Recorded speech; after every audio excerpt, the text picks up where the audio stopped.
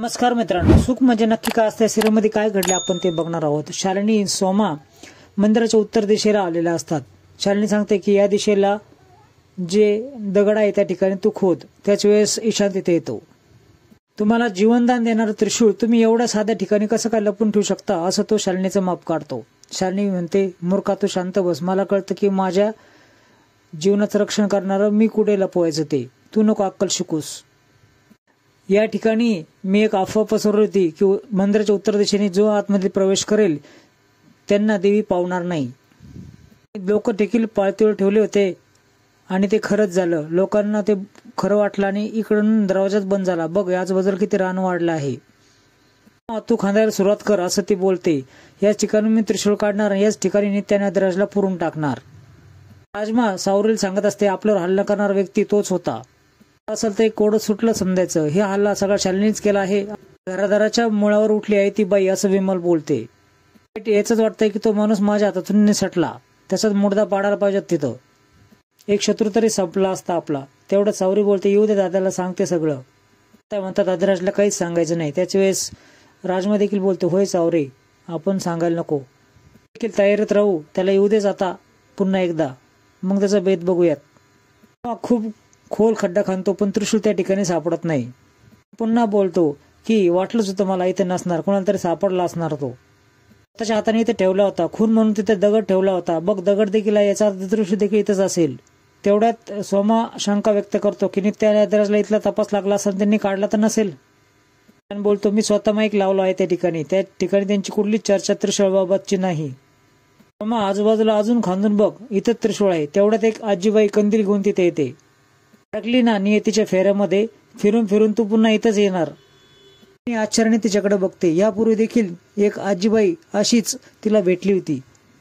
जशी तू इथं आलीस तशी मी देखील इथं आली अशी ती आजीबाई बोलते। शोधायला आलीस ना, तुला कसं माहिती असं शालिनी बोलते। सगळं माहितीये असं ती म्हातारीबाई बोलते। त्यानंतर मग कुठे ठेवलं आहे हे देखील तुला माहित असेल। इथेनेच काढून ठेवलं आहे आणि कुठे ठेवलं आहे हे देखील मला माहित आहे असं ती आजीबाई बोलते। बोलल्यानंतर ती आजीबाई हसू लागते। शालिनी खूप चिडते आणि म्हणते, दात काय काढते, सांग ना कुठे ठेवलं आहे ते, काय मिळणार असं ती आजीबाई बोलते। त्याच वेळेस शालिनी, तुला काय पाहिजे, तुला पाहिजे ते मिळेल असं बोलते। ती बाई तिचा जीव मागते। सर्वजण आश्चर्याने तिच्याकडे बघते। आदिराज निराश होऊन घरी येतो। भेटलास का, सर्वजण प्रश्न करू लागले। कशी आहे ती, सर्वांनी खूप प्रश्न केल्यानंतर त्यांनी खून केला नाही एवढंच आदिराज बोलतो। देखील बोलतात, आपण उद्याच सकाळीच कोल्हापूरला जाऊ, चांगला वकील बघू, घर विकू, जमीन विकू, पण आपण नित्या मॅडमला सोडू। मात्र तळतळून बोलत असते, शालिनीनेच खून केला आहे, कायदेशीर आहे ती, मी तिला खूप वर्षापासून ओळखते असं बोलते। बाबाला संपवून नित्या मॅडमला अडकवण्याचं कारस्थान केलं आहे आदिराज असं बोलतो। जन्मात देखील गौरीला न्याय मिळतो की नाही कुणास ठाऊक असं अम्मा बोलते। राजमा देखील बोलते की आईला कधी सुख भेटणार आहे कुणास ठाऊक। जन्मात जर त्रिशूळ तिच्या हातात जर गावलं ना तर माझा विश्वास तुझ्याकडून उठल देवी ग असं अम्मा बोलते। देवी सांग कुणाच्या बाजूने आहेस तू उभी असं अम्मा पुढे बोलू लागते। इकडे ती म्हातारीबाई शालिनीला बोलत असते। मागितल्यानंतर शालिनी, वेळ लागलाय का म्हातारे तुला असं बोलते।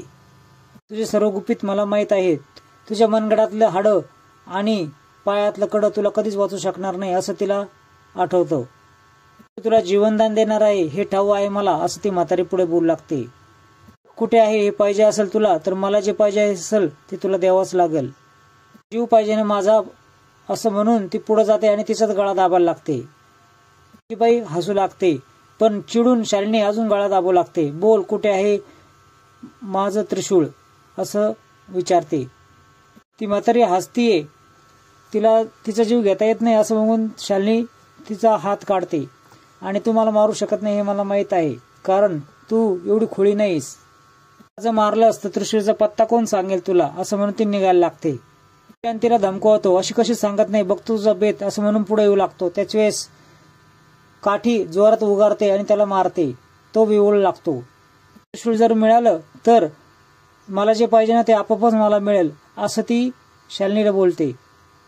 जी पुढे बोलू लागते, डोंगरातलं डोंगर आहे एक जंगल, झाडाखाली बसलाय त्रिशूळाचा राखणदार, असं ती कोड्यात बोलते. शालिनीला काहीच कळत नाही. कोड्यात बोलू नको, सरळ जे असेल ते सांग.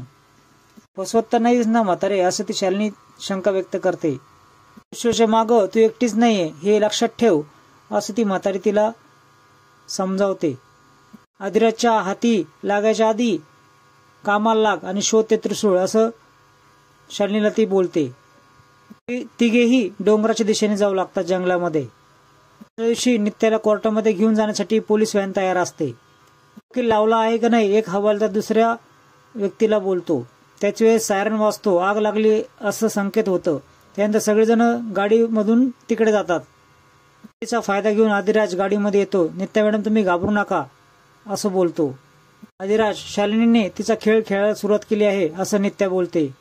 मला म्हटलं होतं घराबाहेर पडू नका, मग तुम्ही घराबाहेर का पडल्यात, असं तो विचारतो. तर मला तिने बोलून घेतलं, असं नित्या बोलते. बाबाचा जीव वाचवायला म्हणून तिथे गेले.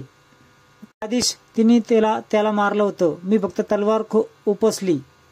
मदत करणाऱ्या सगळ्या व्यक्तींचा जीव घेत आहे ती, मग आपली मदत कोण करणार, असं नित्या बोलते. विश्वास ठेवा माझ्यावरती, शेवटचं युद्ध आपणच जिंकणार. त्रिशूळ शालिनीच्या हातामध्ये पडून देऊ नकोस, त्याला जर ते मिळालं तर आपण काहीच करू शकणार नाही, असं नित्या समजावते. लवडी तिथे येतो. आग विझली आहे, चल आता इथून, असं बोलतो.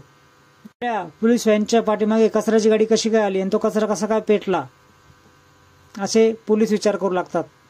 त्याला ते कोर्टामध्ये घेऊन जातात. शालिनी आणि ईशान जंगलात दिशेने चाललेले असतात.